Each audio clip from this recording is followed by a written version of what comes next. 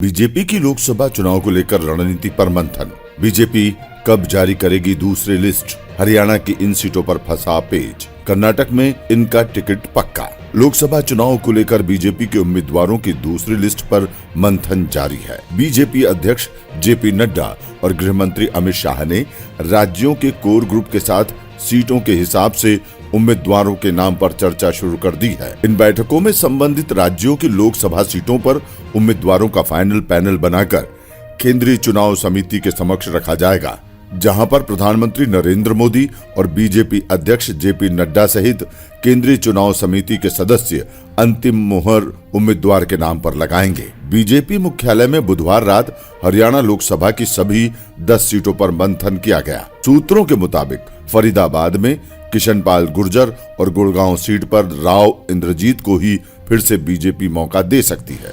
वहीं सुरक्षित अंबाला सीट पर दिवंगत बीजेपी सांसद रतनलाल कटारिया की धर्मपत्नी बंतो कटारिया को मौका मिल सकता है। इसके अलावा सिरसा सीट पर सिटिंग सांसद सुनीता दुग्गल के साथ साथ अशोक तंवर भी ताल ठोक रहे हैं। हिसार सीट पर सिटिंग सांसद विजेंद्र सिंह के अलावा कैप्टन अभिमन्यु भी किस्मत आजमा रहे हैं। वहीं भिवानी महेंद्रगढ़ सीट पर भी सिटिंग सांसद धर्मवीर और संसदीय बोर्ड के सदस्य पूर्व सांसद सुधा यादव के बीच पेच फंसा हुआ है। उधर सोनीपत पर सिटिंग सांसद रमेश कौशिक दौड़ में सबसे आगे चल रहे हैं, लेकिन फैसला केंद्रीय चुनाव समिति की बैठक में ही होगा। इसके अलावा रोहतक, कुरुक्षेत्र, करनाल पर भी पेच फंसा हुआ है। सूत्रों का दावा है कि नवीन जिंदल भी बीजेपी नेताओं के संपर्क में है। वहीं एक फिल्म एक्टर और पूर्व क्रिकेटर का नाम भी काफी जोरों से चर्चा में है। दूसरी तरफ कर्नाटक को लेकर भी बीजेपी आला कमान ने मंथन किया। सूत्रों के मुताबिक हावेरी लोकसभा सीट से पूर्व मुख्यमंत्री वासवराज बोम्मई को चुनाव मैदान में उतारा जा सकता है।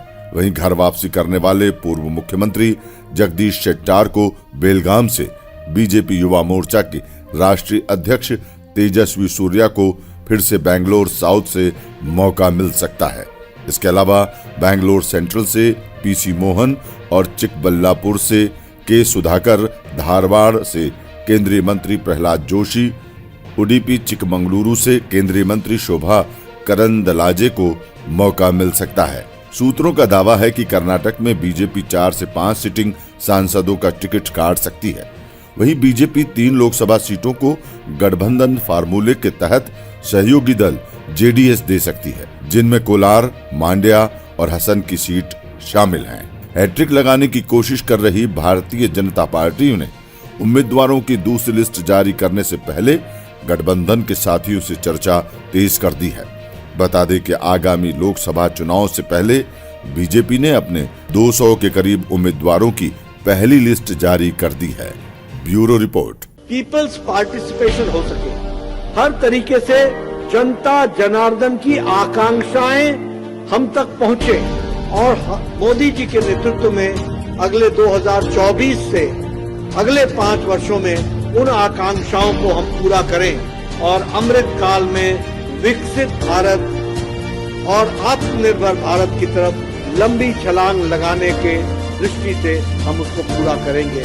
ये हमारा संकल्प है।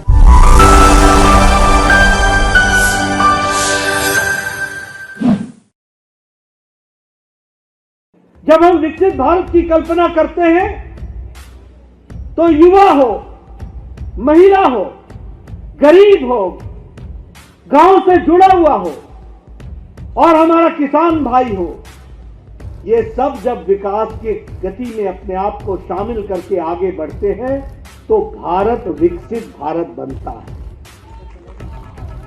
और इसीलिए हमारे प्रधानमंत्री जी ने, मोदी जी ने बड़े स्पष्ट शब्दों में कहा कि मुझे 4 ही जातियां दिखती हैं और 4 जातियां हैं।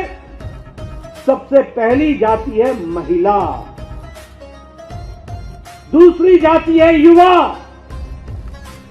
तीसरी जाति है किसान और चौथी जाति है गरीब की जाति। यदि हम गरीबों को मजबूत करते हैं, उनको ताकत देते हैं, यदि हम किसानों को मजबूत करके उनको ताकत देते हैं, यदि हम महिलाओं को ताकत देते हैं और यदि हम युवाओं को ताकत देते हैं तो हमें विकसित भारत से बनने में कोई रोक नहीं सकता। ये कल्पना लेकर के हम चले।